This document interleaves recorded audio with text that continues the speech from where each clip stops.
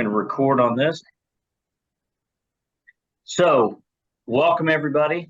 Appreciate you being on. This is week 6, if you can believe this, chapter 6.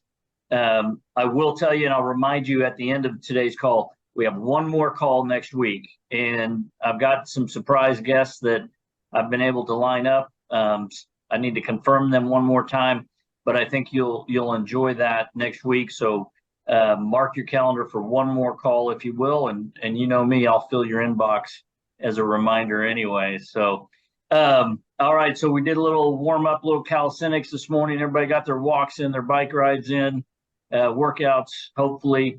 So let's go around the bend like always. Let's start out and get some wins out there. Who had a positive week since last week, a win that they'd be willing to share with the group to kick us off this morning? All right, I've got one. Not particularly work related, but I did take my Wednesday, Thursday, and Friday off to take my daughter to college in Colorado. I had an awesome time. It was 100 degrees here in Oklahoma. It was 70 degrees in Durango, so it was beautiful, and we loved every minute of it. And I probably only did work-related things for about 2 hours in that entire time. So it was a big win for me. Good job. Good job. So I'll set this up. I've been curious, and we'll get into this, but as you think about your wins, I think a simple win would be, did you take any free time over the last 5 days, 6 days? Did you give some thought about it? Anything impactful happen? So again, let's open it up. Any other successes, any wins you want to share? Yes, Marilyn. Well, I actually got some scheduled. The assignment was the next 90 days. So I just couldn't believe how difficult it was. I was like, my want to was good, but it was so painful. But anyway, my husband and I got some on the books, actually got it blocked out in the calendar, and it felt like a huge win. So for me, that was big. It's one of those, it's really hard to put into action, isn't it? It was for me. I do not know why. I think just we've allowed everything to get in the way, and so anyway, we're doing it. So even into December, that was a push, because you know how busy December can be, but we just erased that thought and moved on. Good. Anybody else? That's a great win, by the way, Marilyn. Congratulations. Anybody else? Rick, I look back to think, well, what free time did I take this past week? And I'd say probably a couple of days in there to kind of get recharged, and that was definitely fulfilling. And then I had emailed you, and I'm still kind of reflecting on this, but last Wednesday I took an hour and kind of disappeared from the office and just kind of re-journaled out my notes from our previous session. It was kind of good to just go back and reflect on that and revisit some things that jumped out at me that, just because we talked about them and written them down, then going through that exercise of just kind of rewriting them and just revisiting some of those concepts was enlightening. Yes. And, what's interesting to me on a side note is I do, I'm like everybody else. I'm competitive. I don't know if you know that about me or not, but I like to win. I like, but I noticed that only a small group of people watched last week's recording. And I've had a sizable amount watch the others. And I got to be honest, like one of the things I struggle with in there is, I think last week's topic might have been one of the most important parts when it comes to, as a business owner, gaining freedom, right? Because if you're not running your time, if you don't have control over your calendar and your focus, it all intertwines. And so, Mark, I think that's a great exercise. And it's actually one of my walkaways today, which I'll get into at the end of today's call as well, is some actionables that I want to suggest we all consider as we go into this long weekend. So I appreciate you sharing that, Mark. That's good stuff. All right, time for one more win, one more positive to share with the group. Well, I'll just share kind of a backdoor win. As you know, I've missed the last two sessions. My father-in-law was 92 and he passed away, and I was asked to conduct his funeral. That took, 40 hours of preparation. He was a great man, missionary. And then my wife, in the will, was that we now have a house, a cabin, and a lake and acreage out of Crescent. So I'm out there yesterday, and all of managing and repositioning all this stuff. And it's kind of like the dog chased the car for 20 years. Finally, one day he caught it and he thought, oh no, what do I do now? And so just it's a win. But then on the other hand, the responsibilities that go with wins. So it's kind of a backdoor approach here, but it's a win because Jerry was a great man, and remembering him. But it's also an evaluation time of, okay, how do we manage all of this? So anyway, I thought I'd share that. A little different from the vein you're in here, but it still ties in. It's life. Things come up and we have to deal with life. And someone said, if you want to make God laugh, tell him your plans. And I've always liked that. Bob, I think that's great as a landowner and somebody loves to be outside, tinkering around. We'll definitely swap notes. But I'm curious, put you on the hot seat just a little bit. Do you view this as a want for you and your wife, or an obligation? Yeah, I think it's a want, but it's a sobering thing to look at the responsibilities of what all is involved. We've had rental properties for years and taken on responsibilities. That was definitely a want. This one's a little different because there's a lot to be managed. But yes, I'd say a want. But just you framing it that way, there's a feeling of freedom that comes from that when you recognize, this isn't a noose around your neck. It's an opportunity to do some neat things and make it a special place for family. So I'll share with you what I've learned. For those that don't know, I was fortunate enough to buy some land a few years ago.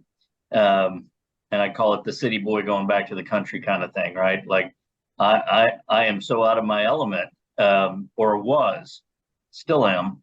But one thing I learned is when you're out in the country, you get to know your neighbors, and your neighbors are pretty darn resourceful, and they don't mind lending a hand if you let them know how much you appreciate them.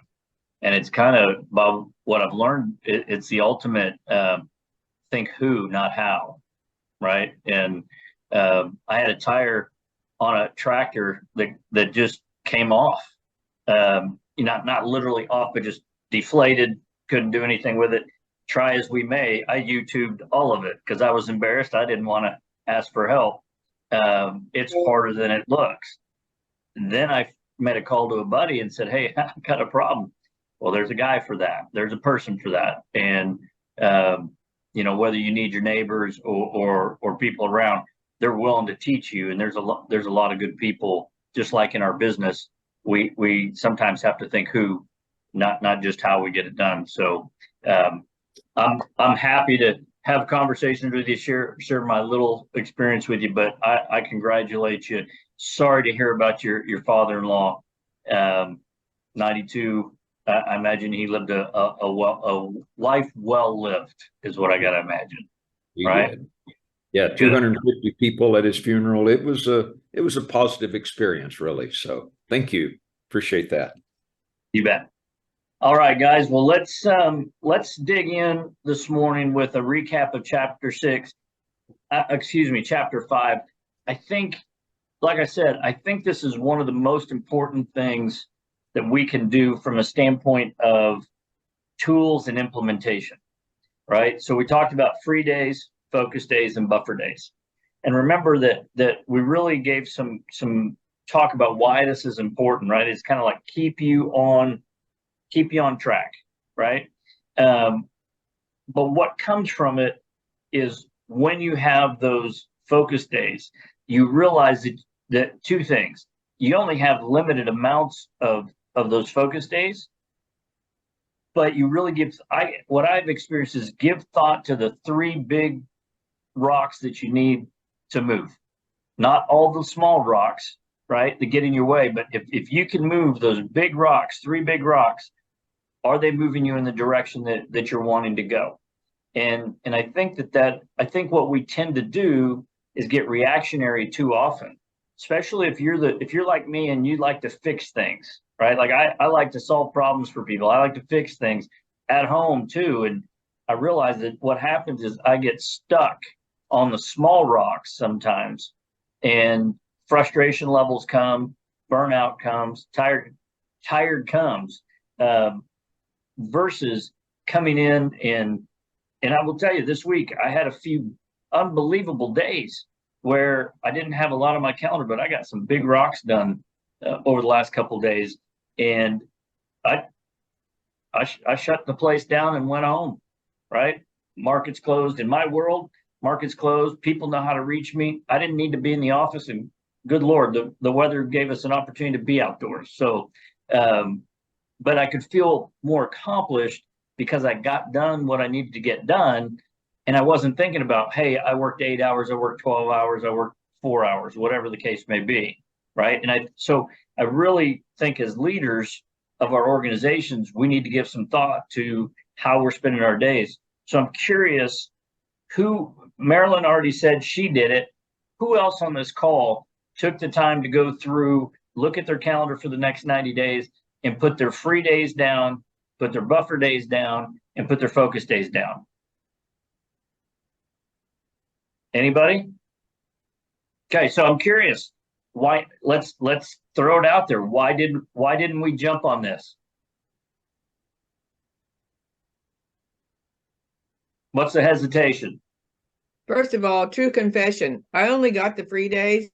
I haven't got to the others yet. I'm working on that. So just it's an uphill climb for me, but I'm going to do it. So okay. Well, and I'll share with you. So for me, I don't like to do a lot of meetings on Mondays. I'm coming off the weekend. I try to leave work in its place.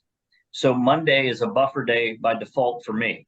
Gives me a chance to work on things that maybe came up over the weekend. It gives me a chance to sit down with my team and talk about what we need to get done this week, any client issues, things like that. And it's a good time to prepare for whatever meetings I might have for the week, right? So typically my week will look more heavily focused days are Tuesday and Thursday, with buffers on Monday and Wednesday, and my free days are Friday, Saturday, Sunday. Now I'll make an exception if something urgent comes up. If a new prospect wants to have coffee or something like that, I'll make time. But that's the framework that I've developed in my schedule. And then so I take my free days, but then Marilyn, to your point, I also think about the family. Hey, what vacations do we want to take? Where do I want to spend my time? And I bake those into my schedule as well. And here's the thing.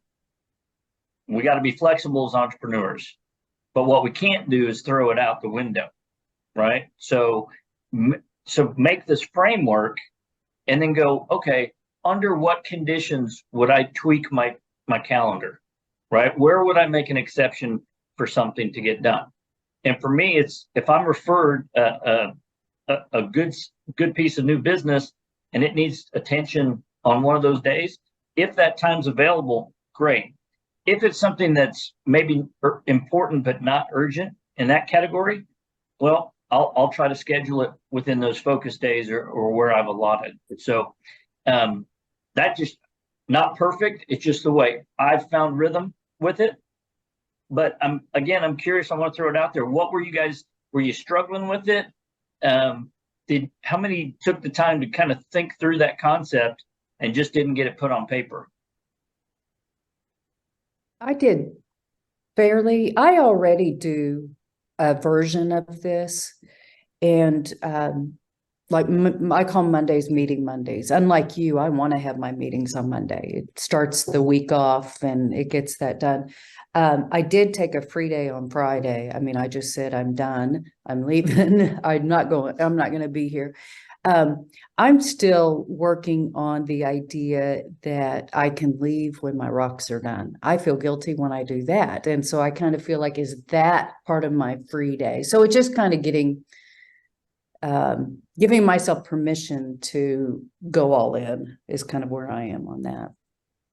Simone, I appreciate you sharing that. And how many of you, if you're honest with yourself, feel a tinge of guilt when you leave work, right? That we've been conditioned. Good, Andy. We've been conditioned, I think, right? And that goes back to that whole thought process and redefining what time means, right? And I think from a leadership standpoint, a lot of times we feel guilty if our employees are still in the office, right? And that's where I think that stems from. But the question is that just between the ears, or is that a reality? It's definitely stinking thinking. Stinking thinking. I love it. Thinking, I like that. That's a technical term. Some thinking. So I just encourage you. I love Simone. It's like a muscle. If you flex that muscle that says, look, I got these big things done, right? And I'm off to go do something else. Imagine leading your team, right? Because this gets kind of into the chapter this week, leading your team to think the same thing. Now, if you have an office like mine, you've got to have an administrative person, right? They've got to stick around to the end of business. But really, the results-driven people, because that's really what this is all about. Do you care? And this goes into time versus results. That's how we have to think for ourselves as entrepreneurs. And that's how we have to train from a leadership standpoint, we got to think about our teams, right? And we'll get into that a little bit more, but what's the big multiplier in a self-managing company?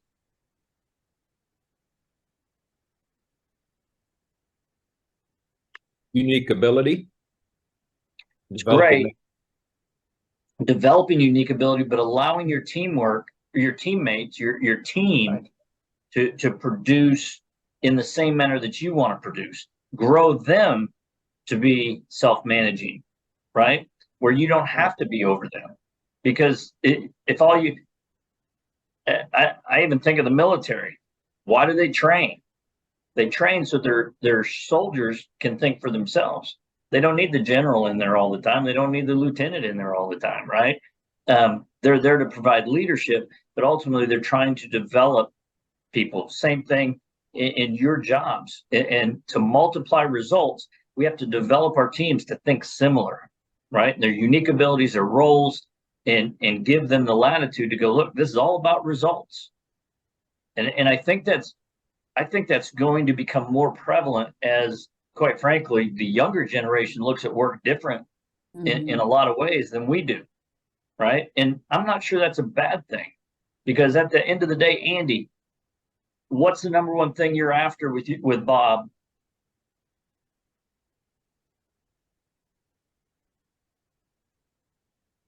You're on mute. There you go. Yeah, just client service and growing the clients that need the help, and that's the number one thing. Right.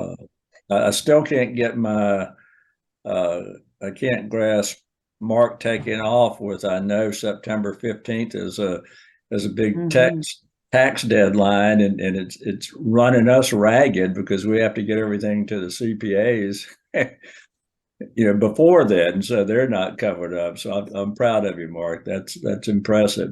We haven't allowed ourselves that luxury yet.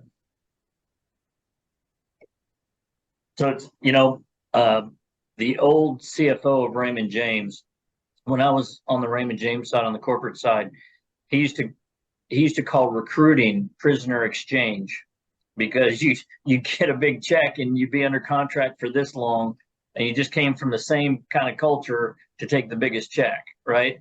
And the thing of it is Raymond James never had the biggest recruiting check. When we were recruiting, we'd tell people, but you have complete ownership, right? Like you have freedom here. And if you think about it, man, if your business ties you in where you can't take a day off, that's a little bit like prisoner exchange in my mind, right? It's like, what are you building? Because I don't think that's the essence of freedom. And now there are deadlines. I get all that, but I think the question is, how do you manage that in a way where you're not stuck in the business at the hub of all that, right? And because that's not ultimately with self-managing companies, that's not your role, right? And when we're smaller companies, sometimes we wear more hats, and I get that, but that's not the ideal. That's not what we're driving towards to have self-managing companies. Here's my question. As you work through free days, focus days, and buffer days, let's go back to that for a little bit. What were the observations as you gave thought, you tried to implement it? Obviously, some of you are challenged by it, but what thoughts came into your mind as you started to think about that, other than the obvious like guilt and different things? What prevented you from putting those on your calendar for the next 90 days? Well, I've embraced the concept. It just doesn't go overnight. It just doesn't, Yeah. you don't take a U-turn or a left-hand turn immediately without causing a wreck. So yeah, I love it. I can't wait to do it, but I can't do it this week. I just know Well, that. Andy, so my suggestion is start next week and get it. The biggest thing is, whether it's your Outlook, whatever your calendar is, if it's a planner, whatever it is, sit down, pencil it in, and just do, like on my Outlook, I actually color coded, right? So that my team knows, hey, I'm out this day, I'm free this day, or I'm not doing meetings this day because this is a buffer day, right? So when they schedule, they know to schedule in my focus days. But you won't make progress. I promise you, you won't make progress if you don't spend a little bit of time and just put it on there and have flexibility with it. It's not set in stone. It's just to train us to think differently about how we're spending our time, right? And if freedom is really what we're after as entrepreneurs, if we don't do that, then the rest of it is just a grind. It's a 2x, right? So 10x requires us to attack this a little differently. I want to stop real quick because Morgan had a good excuse as to why he hadn't done his yet. Share with the group. We are 30 to 45 days out from twins being born. So no free days between now and then because we don't know. I don't know what's going to happen after that. I might have 2 weeks of free days. I may have a month. We may have kids in the NICU. There's so much uncertainty that that's my excuse. Yeah, making hay while the sun is. Hey, show of hands. How many know what's going to happen once those twins are born? Like there's no sleep happening at Morgan's house. So congratulations. All right. So look, everybody with me, like, do you understand? This is a challenge, right? And I think if we're going to go through this book and we're going to look at this and try to see where we want to be, try to create some different outcomes, I think we have to be open to trying some different things. And this is an important one. Go ahead, Mark. I see you.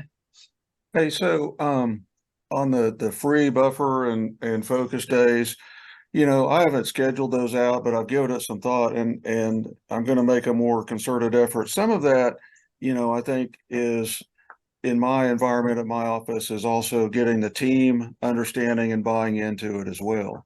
For instance, my office manager schedules meetings for me and this and that. So some of that is, me laying out some of those parameters and the reasoning for it and getting that buy-in. That leads into the self-managing company concept too, is that the team understands the why that we want to have some of these things in place. So that's something I'm going to focus on too, to say, well, these are the 2 or 2.5 days that I'm scheduling for that. We, unless there's some unusual things, we just don't do that. And this is why I want to do this, not just, well, I see you're available. We'll just book some meetings in here, So anyway, that's some of the challenges, but just, ways to mitigate that I'm going to try to approach here. Hey, Mark, and thank you for sharing. So can I put you on the hot seat with a couple questions? No? Okay. I'm teasing. So here's my curiosity. Do you know why? Do you know why this is important for you? Well, yeah, I mean, for several, partially my mental stability and for the things that are important to me for, why am I an entrepreneur to have some of these freedoms of time and relationship and purpose and all this. So, and to focus on the things that I want to focus on. So it's all part of that bigger scheme of things. Anybody have anything to add? I do. This takes me back, I'll age myself, but Brian Tracy years ago, I used to be in the training business for soft skills, and I would even teach time management, although you can't manage time. But one principle I learned from Brian Tracy that's really helped with some of the things we've been talking about in the Guilt is that time picture. Do a weekly time picture to where you literally block it in, and now it can be electronic. Used to, we had a piece of paper with the whole week, but once you block in that 2 hours, this is free, or that afternoon or that day, then when those thoughts hit you, you say, no, I've already made my decision. I'm not going there. And you honor what you've decided to do. So when we talk about guilt and second guessing and things crowded in, that's already blocked. And just having it on the picture, Rick, having it where you literally see it, I've scheduled this time for a free day or whatever, is extremely powerful. Simple, but powerful. But I love that. Thanks for sharing that, Bob. Mark, the other question I have, and this is more out of curiosity, and group, please chime in. Mark's been gracious enough to take the hot seat here for a second. Let's take advantage of it. But I'm curious, the meetings that they're scheduling for you, and I don't know the answer, so I'm going to ask this. I don't want this to come off as a negative. Are those meetings all requiring you to be there? Are any of those meetings something that could be handed off to one of your up and coming team members? Yeah, that's a great point. And I think that's the other side of it is in those meeting times, where am I spending my time? Is that the, onboarding new people? Is it, unique projects that are there, or is it just run of the mill that other very qualified team members can take care of? So, that's the other side of that too, is that part of that focus of where those focus days are spent too, right? Right. Well, it blends back to the whole, let's go back to the very beginning, right? You want what you want. It's about letting go. It's about finding your 20%. And it's about multiplying your mastery and your effort in that 20% and delegating, eliminating, automating whatever you can on that 80%, giving it off to somebody else. And, so that ties in. You can't ultimately have free days if you're doing things the old way. You have to shed the identity, right, to move up. And I think as leaders, then what we have to do is we have to communicate our vision, not only for ourselves, but the organization and our team members, right? And we'll get into it, but a self-managing company isn't about us. Matter of fact, I thought about this the other day. Have you ever had an experience where somehow you elevated above the situation and you just seem to have clarity in what was going on and you see it, right? Like ultimately, that's what this is about. We have to be in the position where we're looking at things from a whole different vantage point. And I'm not telling you that it just happens overnight, but if we're in business, why do so many small businesses fail? Anybody take a guess? Leadership. Okay. Most of them fail because they don't know their numbers and don't understand them. That's why I'm so excited about what we do. But it's systems and processes, right? It's vision, systems and processes, and then it's and those metrics that come along with it, right, Andy? And then it's the people, right? I mean, we've got to evaluate sometimes. You know, one of the questions in the book this week was, who do we need? Who do we need? And the honest question about that people don't like to address is sometimes we have the wrong who, right? And if you can't give it off to somebody on your team and somebody that should be in that slot, how do we deal with that situation? Because we don't like, I always tell people, I'll argue with you all day long, but I don't like confrontation. Right. and I remember having to let people go when I was the manager for a couple of these bigger firms. And, you know, it really bothered me until I came to the understanding that they weren't doing what they're supposed to be doing in life.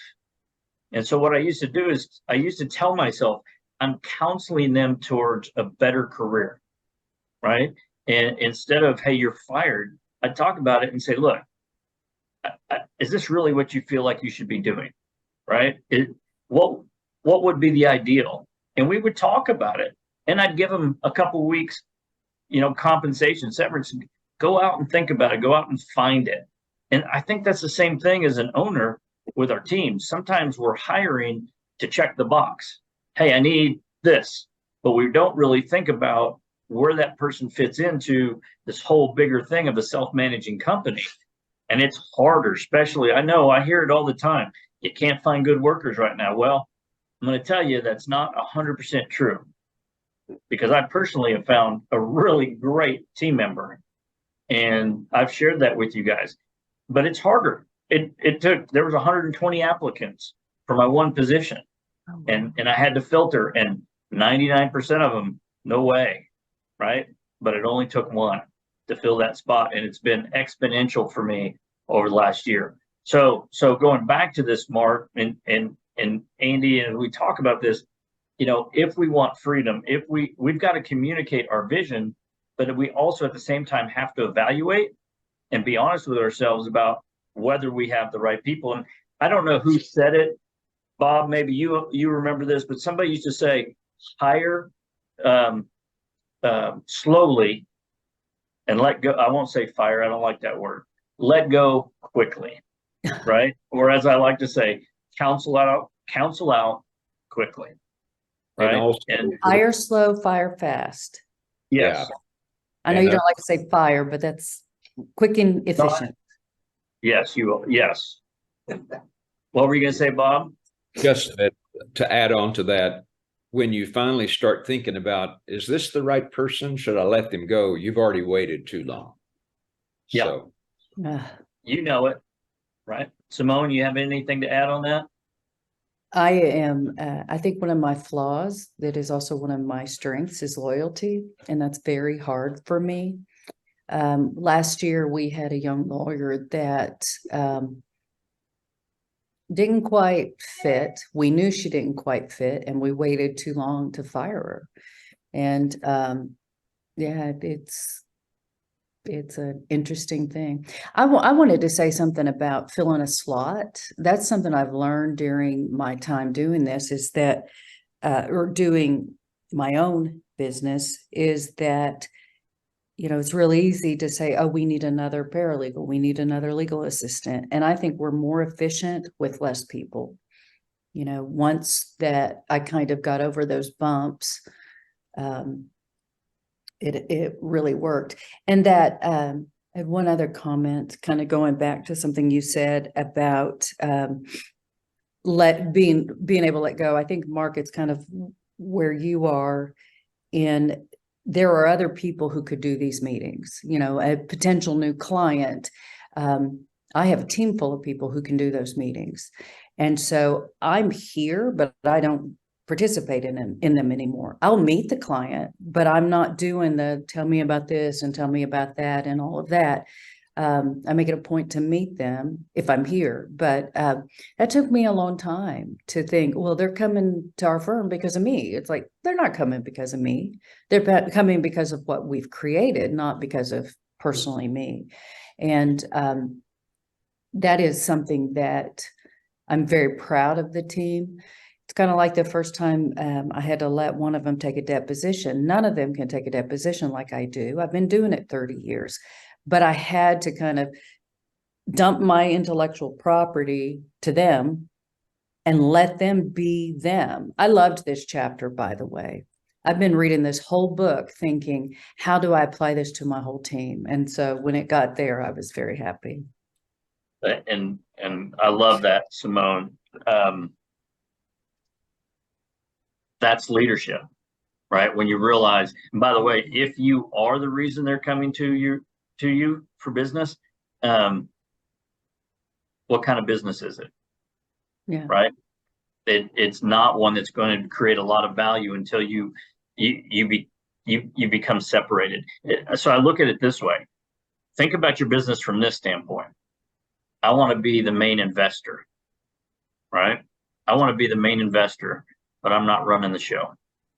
And I think that's what self-managing companies are, is ownership in a different way. Now, it's not, you're responsible, by the way, for leadership, for culture, for training, results, right? Ultimately, you're responsible. But it's got to be different than just a lifestyle business, for lack of a better word. All right, shift gears a little bit. How many of you wrote down? So one of the things I talked about is one of the techniques that I like to use is at the end of the day, before I lock up for the day, shut down my computer, I'll spend anywhere from 10 to 20, 30 minutes looking at what we accomplished today, and then looking at what I need to address tomorrow, right? And that's where I create my 3 big rocks for the day. Did anybody take that challenge on? I do that pretty routinely, just to survive, because waking up is much easier that way when you know what you're going to do. I like it, just to survive. Well, exactly. You're not, what's the alternative? You walk in the office in the morning and go, what do I need to get done today? And let me go get a cup of coffee, and hey, let me talk. And it's a couple hours in before you're really focused on getting things done. And you can't get free time if you don't have your objectives for the days in front of you. But if you have, so the whole idea with your focus days, especially, is you get stuff done. Stuff that, this is top line, new client stuff, new revenue stuff, exponential stuff, right? And so spending a little bit of time each day before you leave, just jotting those things down, it does wonders. And I highly recommend that you do that. So remember, no more than about 3 objectives, however, right? This isn't like the grocery list, and there can't be 25 things on it, which is something I do, by the way. I like lists, and I like to check them off, and you have to be careful to go, are these, again, Mark, just like that, hey, do these meetings need to be done by me, right? And so that's the criteria as you go through that list. All right, let's kick off chapter 6. We spent a little bit of time, more than we probably should have, on the chapter 5, but again, go back and listen to the video. I challenge you to think about your free days, your buffer days, your focus days. Make sure you're getting the 3 rocks that you need each day, and that you're delegating out to the teams. You're thinking about how you're spending your time, because you can't be the visionary, you can't be the leader if you're playing in the small rocks, right? You got to play in the big rocks. Maybe that should be something different. Big rocks, you might skin your knee on a big rock now and then, right? All right, so this chapter opened up with the story of Susan Kitchuk, and I'm probably getting that wrong, but if you read, she was brought in, basically taking a sabbatical. She had burned herself out in the corporate world, and she was brought in from a headhunter saying, hey, this insurance entity. And anybody have any kind of questions? You know, Garrett Garnett, I think it's Garnett Morris, excuse me, was the CEO and founder of Targeted Strategies, and he got frustrated. And the big observation for me at the beginning of this chapter was Garnett was super talented. He'd gotten this business to a certain level, and by all means, he should feel good about it. But he was frustrated. Anybody know what it was that was frustrating him at the end of the day?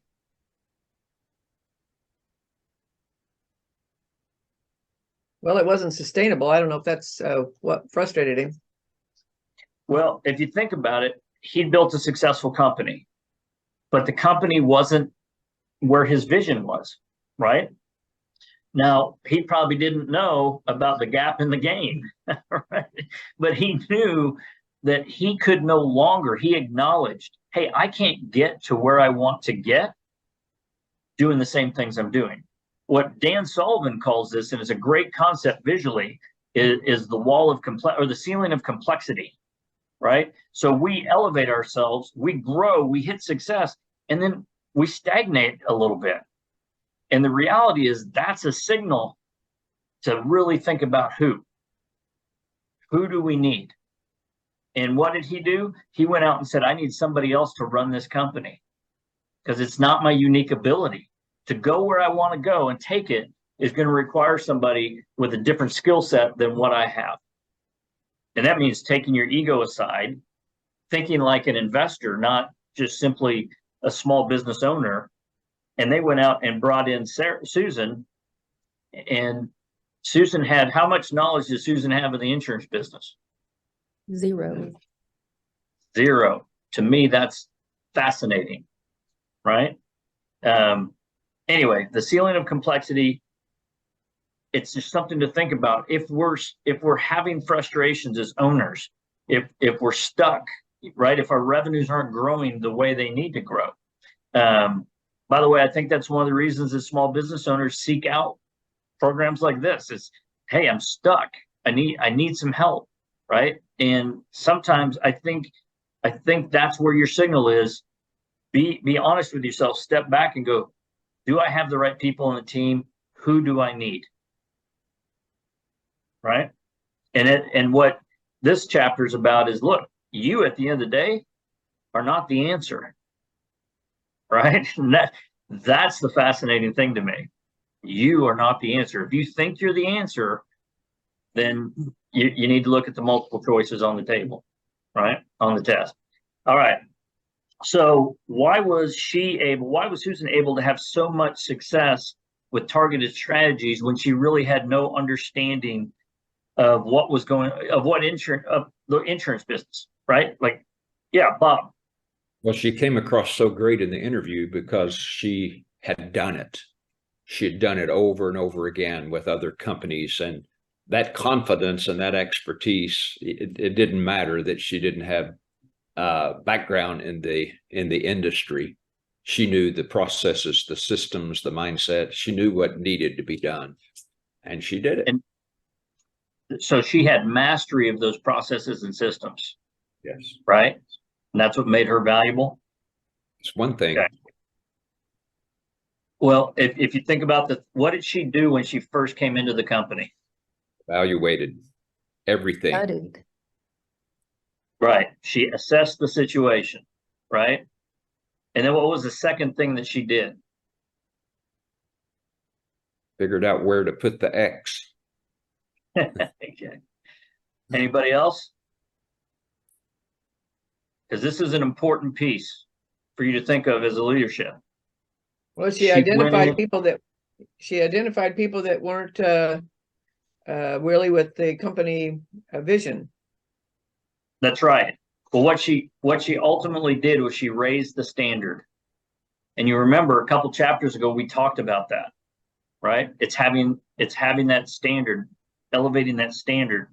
And, you know, the question she initially asked, what needs to be done, right? And so and how many of you have seen this? And I make fun of the corporate world because I've been in it and it's a circus. But a lot of times you get somebody coming in and, man, what does a manager do? They like to change things. Well, they don't really assess. A good manager, a good leader assesses the situation first, asks questions, and understands. Most management just wants to make a name for themselves, and so they shake up stuff to say that, Goldman Sachs, by the way, is going through this right now. If you watch some of these companies, they've got the guy at the helm right now, and he is just making a mess. We'll see how that turns out. And by the way, if you pay attention to any of the publicly traded companies, this day and age, CEOs are like rock stars, right? And so they come in, they want to make a name for themselves. And a lot of times it's not good long-term company value that's being driven. They just changed the logo and changed it from a bird to an X, and they did something. Hey.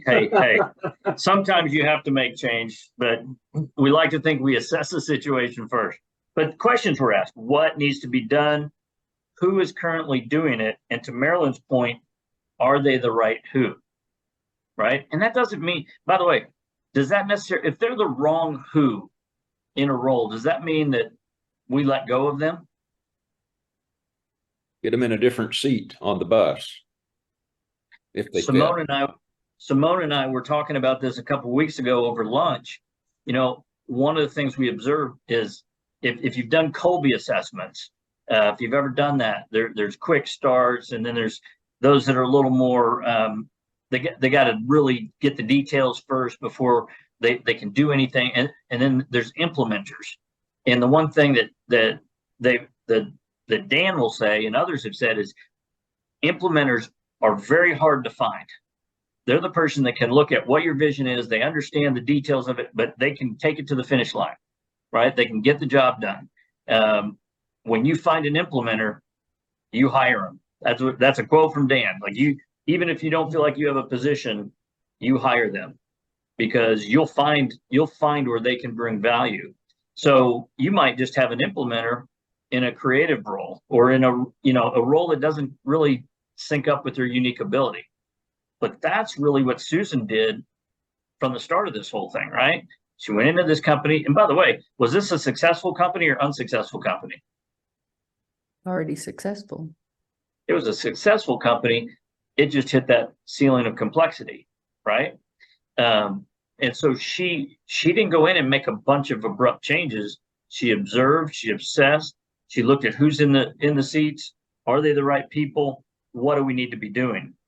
And I think that is critical. If you're thinking about your business right now and going, look, I've had a lot of success in my business. My vision, where I want to see this thing in 3 years, 4 years, 5 years, is X.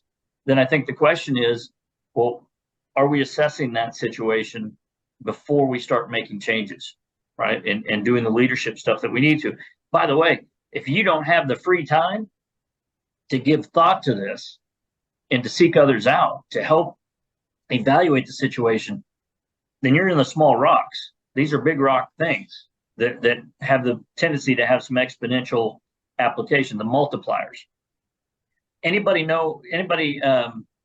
anybody share what Susan's 4-step process was as she started to put things together? Like, what was her thought process? How did she move?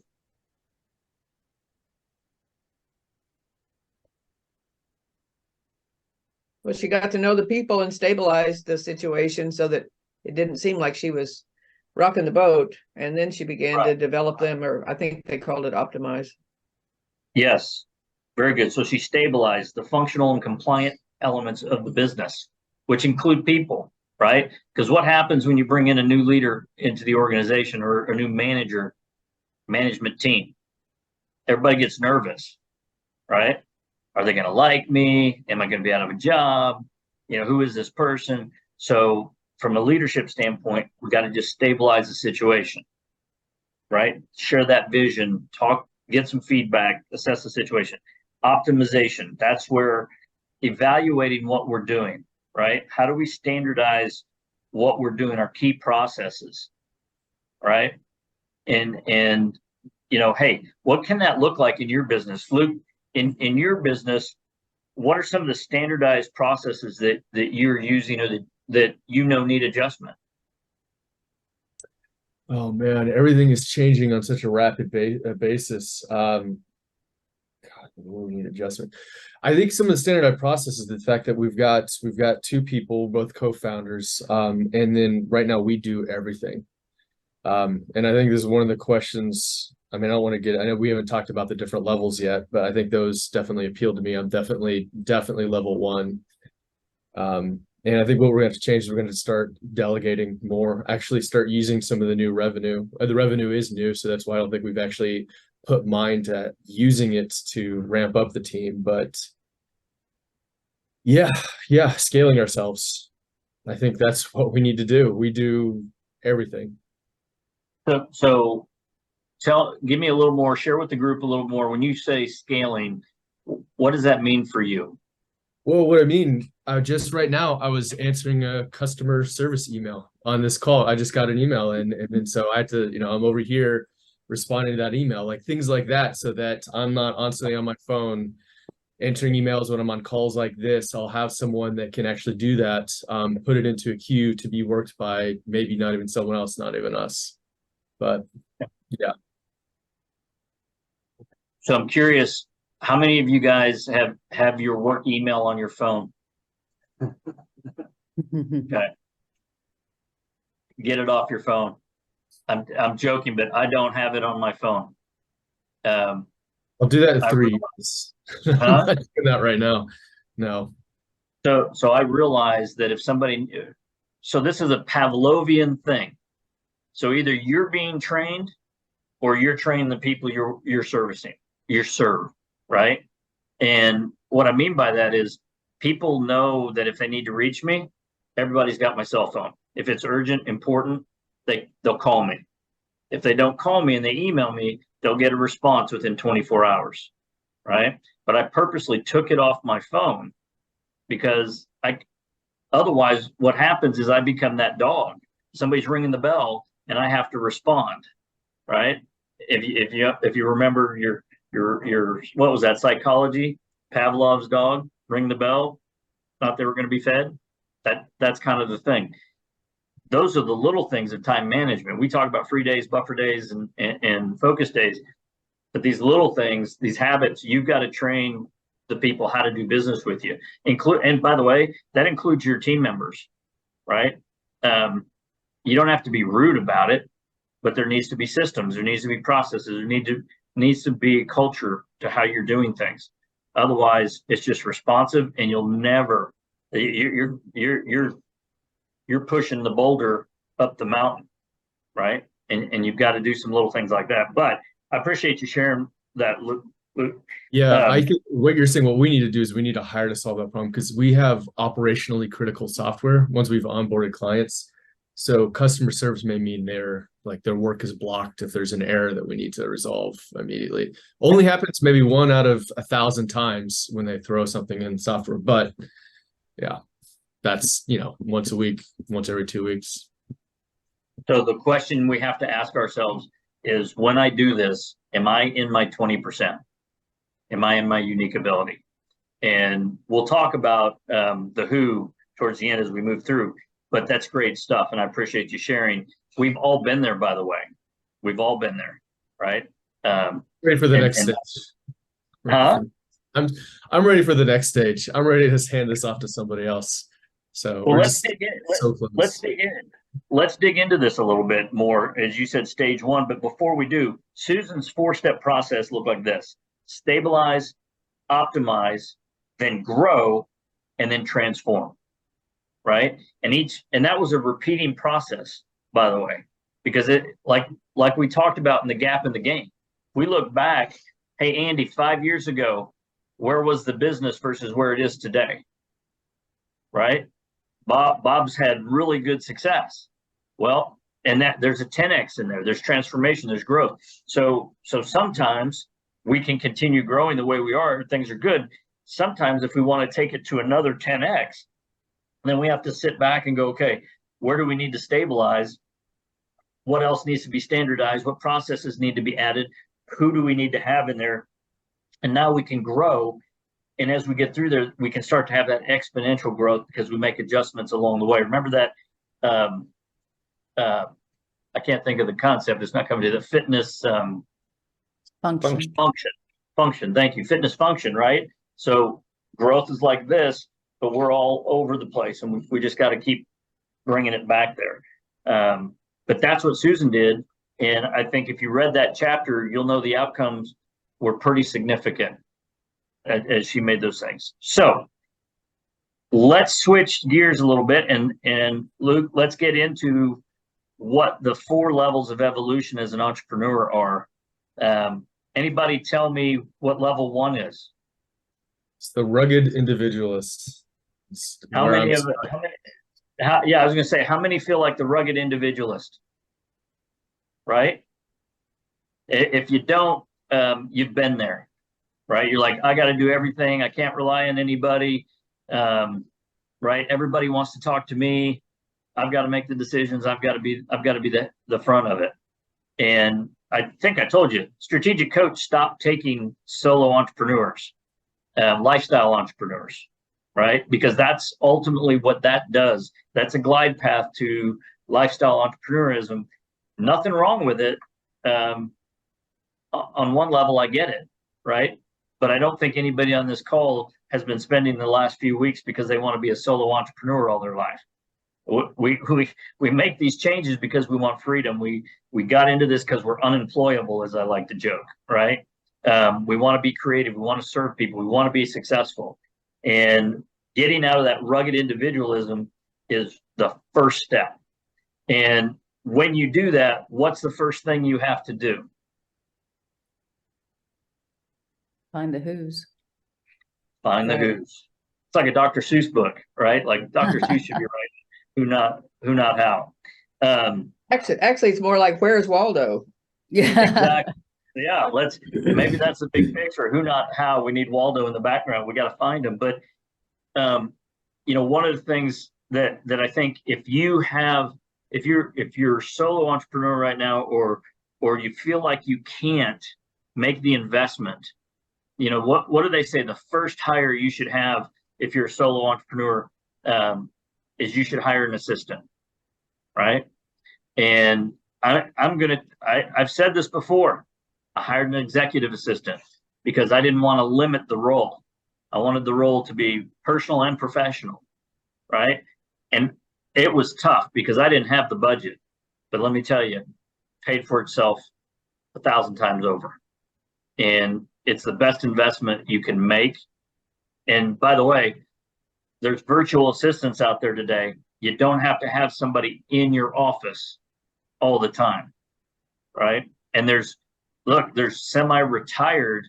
I think one of the things we could do is if we found some executive assistants that have some tenure, that have retired but want to do some part-time work, I think there's a great collaboration in the right situation. We can be resourceful is my point, right? But what we can't do is say, hey, I want to grow. I've got a 10X vision, but I can't hire anybody, right? Because you'll never get, you see the treadmill you're on? It's like we're going to bump our heads. We're never going to be able to go do the things we need to do without the help. So the first person you need, go ahead, Marilyn. Last year, I was there and I found this group in Africa, and you could get this great help. They'd send them the information. They'd have it done overnight. And it was providing employment it was just a wonderful opportunity, until I realized that the problem was I couldn't clarify what I really needed done. So I had to take some training on what I needed to do or become to use an assistant, because I wasn't organized well enough to do that. So I in essence hired somebody locally that could actually come to the office and kind of see the distress and help train me how to work with an assistant. Anyway, it worked. And the great thing is the person that helped me understand how to use a virtual assistant well ended up falling in love with our mission, and so she's running things now. So it was an awesome deal, but it was me that needed the training. That's an awesome story. Congratulations. I love that. so many ways, right? Remember, this journey is about what, not the end result, but what we have to become or what we become as we grow through this journey. Marilyn, the interesting thing in there is us being able to clarify what we want, right? But I'm curious, as you use these assistants, the assistant, what changed in the way you were doing business and the way you were spending your time? Well, I'm most effective out of the office, out of the organization and minutia, I guess, because I'm not a systems person. And so anyway, that was the biggest difference. What had to change was letting the people who knew develop systems, put them in writing. I'd bless them, and then we'd go on. So it was, what I had to do was get out. Yeah. Anybody else have anything to add on that?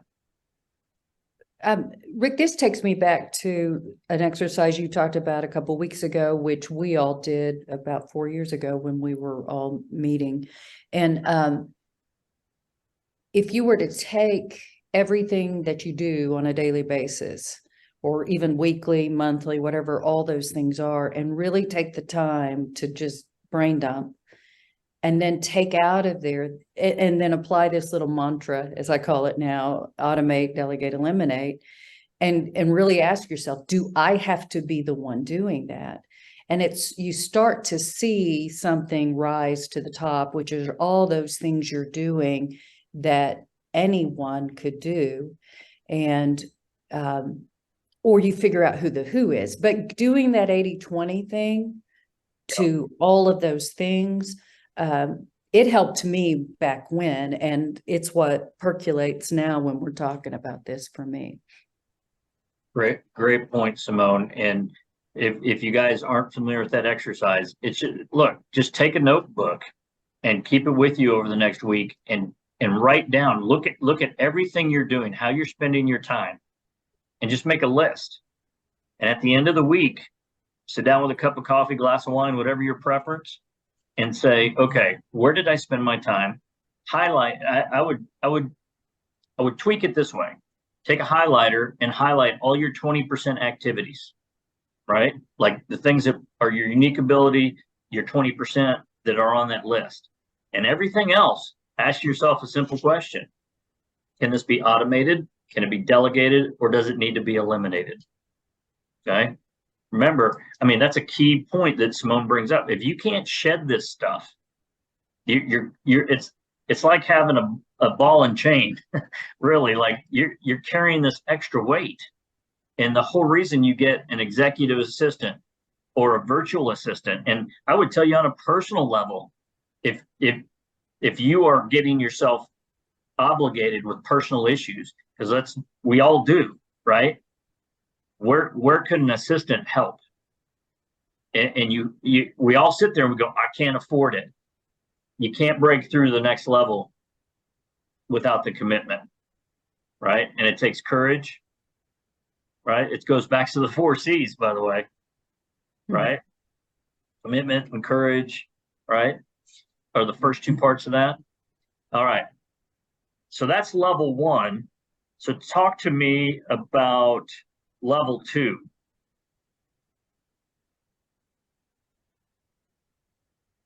Anybody? Okay, so level 2, we're the clock's ticking, so I want to keep us moving forward.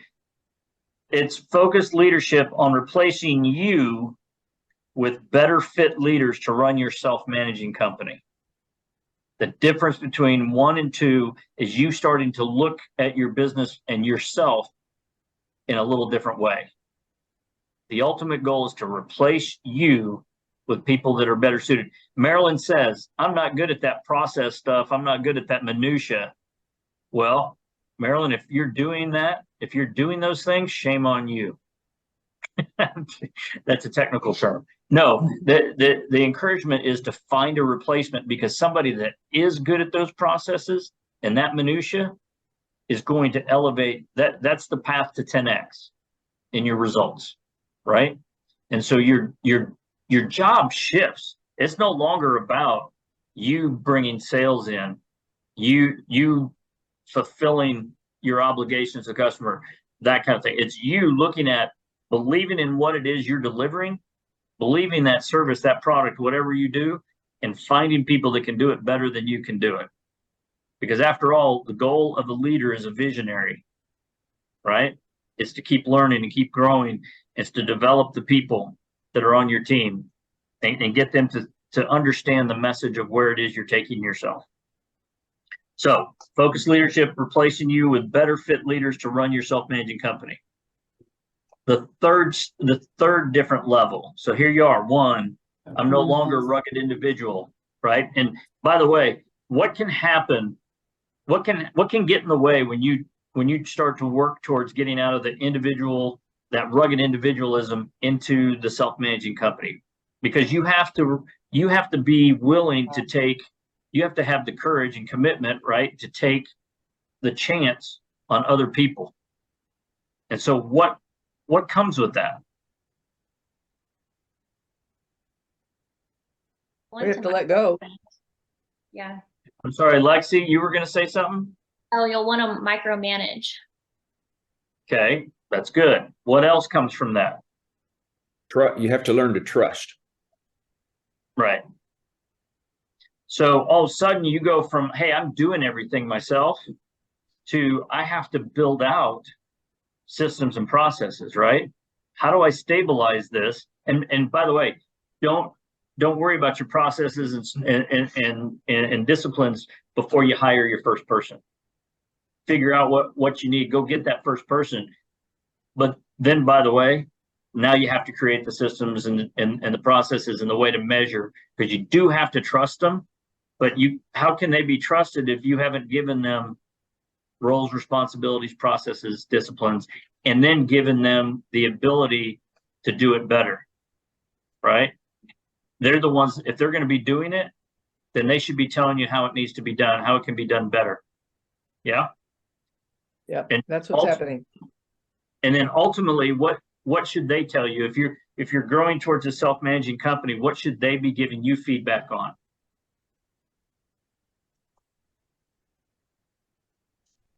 I always think of the Breck commercial from the 70s, and she told a friend, and she told a friend, and she told. Ultimately, if you're building a self-managing company, that person that you hire, where you're bringing in the processes and discipline, should be telling you, hey, this is where I need help. I'm not good at this part of these processes. This is where I think I can be more valuable, right? My 20%. And then what do you do from there? They find a who. You find a who, right? Now, to your point, I can't remember who made the point. Like, sometimes being smaller and more efficient is also a good thing. So don't add people just to add people. But this process should bring you through a level where you're like, okay, now I've hit the ceiling of complexity, right? So is it automate, delegate, eliminate? Who do we need? And what's that unique ability we're looking for? And then how can we put that into the processes? What new processes, systems do we need, right? And then because if the self-managing company, where everyone around you, including your business, operates as a self-multiplying, unique ability teamwork, right? So if I'm working with Luke, I want Luke to be playing in his unique ability, and I want him to identify when he needs help and who he needs to get that 80% off of him, so he can become a better leader, a better role, in a person in that role and responsibility, creating that value. And then it just cascades as it needs to be, right? And you as a leader, go back to what Susan said. Isn't your job really to be asking questions? What needs to be done? Who's currently doing it? Are they the right who? Are you constantly looking? Are we stabilizing the situation? Are we optimizing the situation? Are we growing? Are we transforming? Right? So that is a self-managing company. That's leadership. And ultimately, that's your role if you're looking to develop a self-managing company. right? So self-managing company is not about, again, it's not about you. Matter of fact, it's about getting yourself replaced. And as I like to say, it's like being an investor in a company that you own, right? So Rick, that's a great concept, but then what do you do once you've achieved that? So you're getting ahead of me, but Okay, let's sorry. ask that. No. That's a great question, Andy. And here's my question to every one of you. If you were able to achieve your self-managing company in this manner, what would you do? And that's actually kind of one of my walkaways from this week, but I'll give it to you now. That's where we get. So when you think about that, woo, I get a little shiver. You mean they're going to realize that I'm not important, right? Yes. Little, woo. Now I'm going to have to, but what do I want to do? So Andy, if you had your company, self-managing company, running, reporting to you, you were hands off, what would Andy Berkey do? But that's the coolest thing, Rick, because it really ties it all back to your unique ability. And my unique ability is not to bill Bob. I know we have to hire somebody to take it 10x. I honestly love being in the mess and the small rocks and straighten it out. That's my unique ability. I enjoy it. I love getting a bowl of spaghetti and getting it all straightened out and handing it back to somebody. But I can't do that and build a business. So so it's really revealing. I would probably find somebody that could take Bob and grow it to where it can be, and go back to individually solving people's train wrecks, because they're always there. To stay on the Bob theme, Mr. Loudermilk, if you got the second half expo running in a manner that it didn't require you anymore, what would you do? Yeah, it would be back to where my life started. It'd be back to the focus on, which I'm still involved in, mission work, that serving people, full focus on that and not on business. That would be it. That was all along the means to the end, a way to support myself where I could do what I really want to do. So wanting what you want, right, and not having to explain it to anybody else. It's what you want. But ultimately, that's what this is about. This journey is about getting you to a place where you're freed up to do those bigger things that you want to aspire to do, right? And that can be, look, financial freedom, freedom of time, freedom of relationships, freedom of purpose. And those things transform over time, just like your business, right? So this is all, look, I go back to this. None of this is easy, right? But what's the alternative? And I always say this, the younger generation looks at us and says, look how unhappy they are. Look how burned out they are. They put in the time, right? They did the 60, 80-hour weeks. Golly, they don't look happy, right? They're all, I mean, there's all sorts of issues. Who would want to sign up for that, right? But I think we can be great examples for this next generation, because that's what I think about it. Get myself here, run a self-managing company, get the right people on board, and then who can I help? Who can I help be successful, right? And that's why I like working with small business owners. That's why I like developing people in their careers. It's fulfilling. It's purpose for me, right? And it's a bigger purpose than just running my business, right? And so, to answer your question, Andy, that's the scary thing, because you got to be honest with yourself. You got to go back to, what is it that I want, right? That's good. So if you think about it, what does a self-multiplying, unique ability team look like?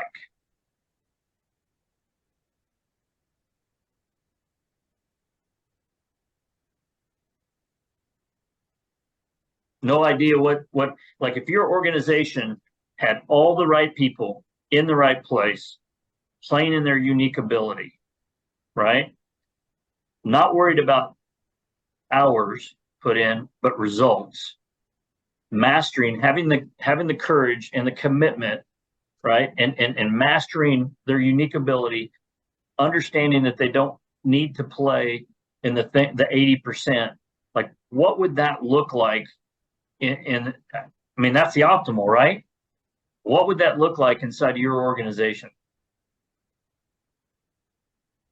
Well, everyone would be 10xing it, and then they'll all be very skillful in their own thing, which would make them very valuable. And then you'd, like the book talked about, you would get scared, like kind of that you might lose them. But the book also talks about as long as you're a good leader and you keep showing them the 10x and keep giving them a reason to work there and like showing them your vision and everything, then they will be encouraged to stay. And Lexi, you hit on it, like the biggest thing. And I think sometimes as business owners, we get scared, so we have a little control, right? And so we micromanage our teams out of fear. But the reality is, if we're in true leadership, because true leadership is, I'm going to develop you into the best you possible. And if that means somebody comes and gets you, well, I can look at that one of two ways, right? You betrayed me, Lexi, right? How dare you? How could you leave me, right? Or I look at it and go, I helped that happen, right? Like, it's the next level. Or they go open their own business. And I think that we have to have a little bit of faith in the future. And you know, because we get into this, again, this goes back to scarcity thinking, right? I can't find another Lexi, and that's probably true. But I can find, you know, I can find a Marilyn, or I can find a Mark, right? I can find somebody, but we have to develop those people. And those that we get for the long term, we'll have for the long term. And those that let's develop people to be the best versions of themselves without any expectation. I don't know if it's Gary Vee. I think he used to say that, like, I don't have any expectation. I go, I do, and I don't expect anything. And I think as leaders, we kind of have to, unfortunately, we have to have that approach and understand that the world's in an abundant place, right? Hopefully that makes sense. So again, my challenge to you as you go through this is, who do you need to hire? Is there somebody right now, virtual assistant, executive assistant, personal assistant, guys? If your little rocks are all the little family things you need to do, those are obligations. But can you get some help? And what would that do if you could free yourself up from that? Right? So I think that part's interesting because we're currently going through it. yeah, We actually have a job listing out there right now. And so last week I shared that we are hiring. Initial job description kind of led its way towards construction management, architect, something like that. And I was going to talk to Ty about this afterwards, but we have these really great applicants coming through: architectural historians, landscape architects, all of these things with great abbreviations at the end of their name, and looking at putting them into a role kind of even with our project manager. And then we had one hit who has heavy experience in sales, and then a general manager position. And he's not qualified based on those other things. But the moment I read like a general manager position and then his work experience and everything, it was like, I want to interview this guy, because I could see it being a replacement for me rather than a replacement for part of me. excellent. And that takes courage. I mean, you think about this, like, you've got to get outside yourself and outside your head and really be willing to, you have no control over what that outcome might be, right? But if you don't take that step, you're not going to know, right? So good. Congratulations. All right, guys. So self-managing company, think about where you are right now in your company, right? Like Luke said, are you that rugged individualist you're doing everything. Have you started to build your team? What are you doing to become that self-mastery, that unique ability company where everybody's working towards playing in their unique ability, and who do you need? So that would be the closing comments for this chapter. But before I get into a few things I want to leave you with over the weekend, any comments, observations that you have regarding any of this? Well, I'll just add one, and it's really been on my mind as we've talked, is that you haven't, outside of like assistant, you haven't really defined any roles. We just keep talking about unique ability, unique ability, unique ability. And I think, I don't know about anybody else, but I know in our organization, even me personally, a lot of times we have to put something on a business card, and we don't put unique ability on a business card. We put this like specific role, but in a small growing business, not only do I have to wear a lot of hats, but the people have to wear a lot of hats that are working for me. And I need to be more focused on unique ability and not job role necessarily, because, and I really appreciate Simone about being efficient and not just hiring people, because if I'll think like that, I won't have to hire a such and such immediately, maybe one day. Right. Because I'm developing the people I already have in unique ability. And if we do that, we might not need a random job description or role, because it needs to be on a business card somewhere. Anybody have anything to add to that? Yes, Marilyn. In our office, we all took strength finders with Clifton strength finders in order to get away from this is their function today, because it is changing all the time. And it really helped us see each other as well as to know who to get because of the strengths. So the characteristics of a person pretty much are for a lifetime. And so it doesn't pigeonhole them into they are a this just because they did that for a couple of years or it was needed. So in our organization, I can write checks, but I shouldn't be the one doing it.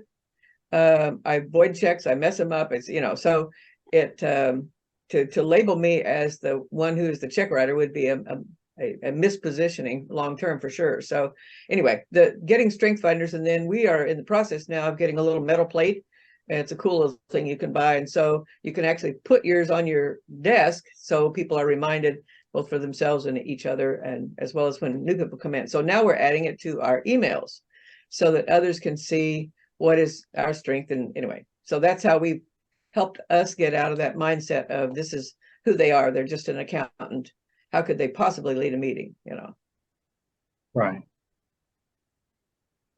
What I love. So here's my question.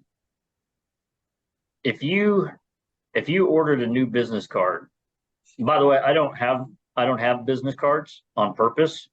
I'll collect them, but most people throw them in the trash. So, to me, it never made sense. I'll send my contact to anybody. But if you were to develop a new business card, and instead of some title, because let's be honest, titles are a bit of ego, right? Like, I'll clean the toilets, I'll clean the coffee pot, right? Whatever I need to do as a business owner, you just do it.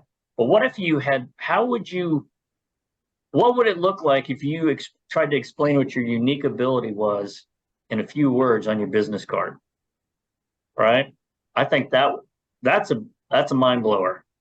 Give some thought to, like, if there's the thing from Ultimate Sales Machine that Chet Holmes used to talk about, and it's like, not your elevator speech, but your stadium pitch.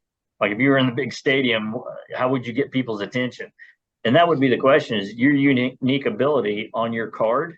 Like, what would that look like? I'm just curious. But I love that. Rick, I just want to, it's great. I think I finally landed on mine over the past couple of weeks, something that I can that makes sense. And I can see how it has developed and I can see where it can go. And so my business card would say potential finder. Potential finder? Yes. I love it. Great job. All right, Simone. It's fantastic. So I have a question for you.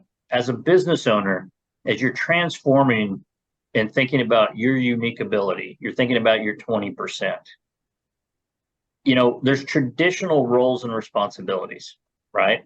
So for example, when we bring a client on, we have an onboarding process. Then there's fulfillment, right? And then there's review, there's customer interaction, there's, our ultimate goals for unexpected experiences, right? Unique experiences, positive experiences, relationship driven type stuff. So all that you can frame out what operationally your roles and responsibilities need to look like.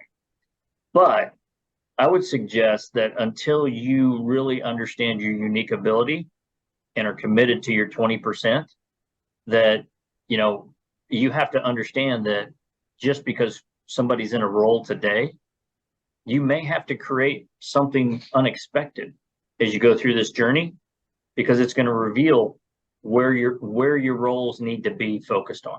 Does that make sense? So I just wanted to share that with you, because I think sometimes we feel like, oh, I got to have all this. You're working towards, right? You're getting away from, but the horizon's going to change.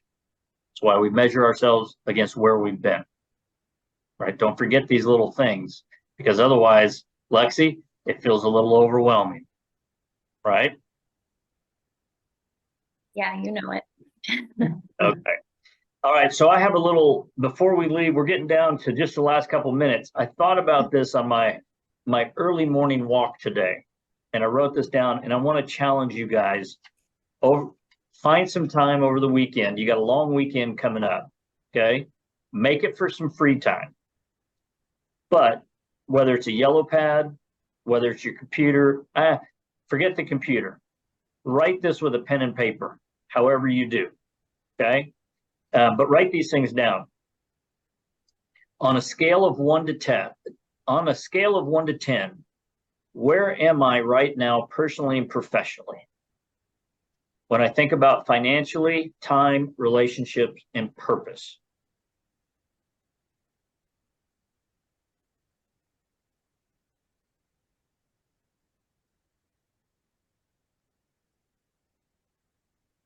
Okay. Write down each of those categories and honestly list where it is you see yourself, where your vision, your 10X is for the next 3 years. 3 years.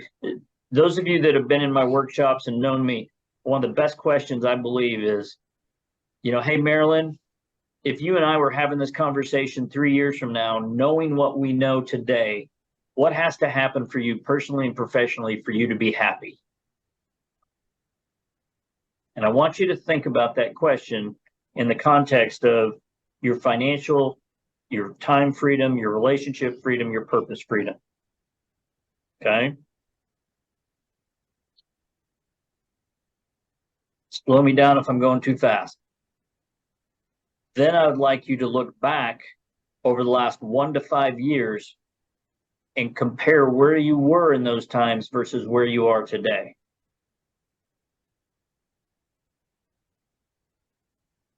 The gap in the gain.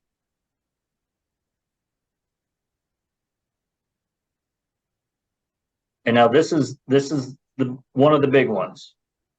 Give some thoughts to who it is you need to make those wants a reality, and who you need to become in order to reach those wants.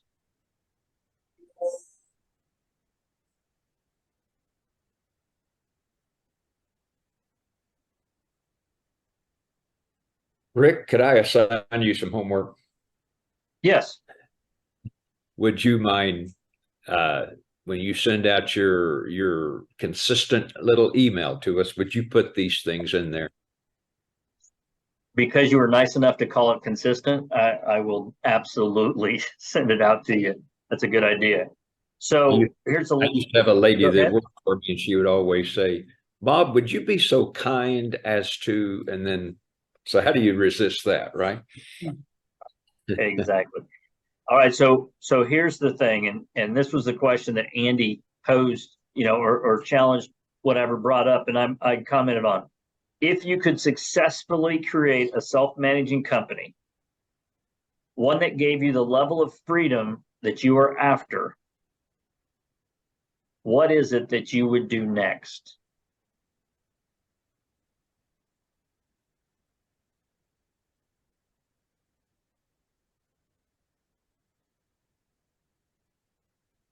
And I will, Bob, I will send those out in the email follow-up today. So I just want to leave you with this. Those of you that are under 50, I've been thinking about this too. When I was a young man, I would work 60, 80 hours. I loved it. I just loved the hustle. I still like to hustle, but guess what? I get a little tired. It's a little harder to get the motor running in the morning. But more importantly, I also realize I don't want to put those hours in anymore. I don't want to put the 50 to 60 hours in. I have other things that are important to me. The people that I want to hang out with, how I spend my time, what my purpose is more important than me putting the hours in. I also know that it's more about relationships and not the money. Okay? The relationships, your net worth is a reflection of your network, is a saying that I've heard and I believe. But it's about leading the next generation. It's about mentoring. It's about helping others where you can so that they can succeed. That's our true jobs as entrepreneurs, as leadership. Personally, for me, it's also the freedom to keep growing, making mistakes, and spending more of my time how I want and with whom I want to spend it with. Right? So just some closing thoughts, because I think as you get over 50, your perspective changes a little bit, your priorities change a little bit. And it's a good thing. So I'll leave you with that. Anybody have a closing comment?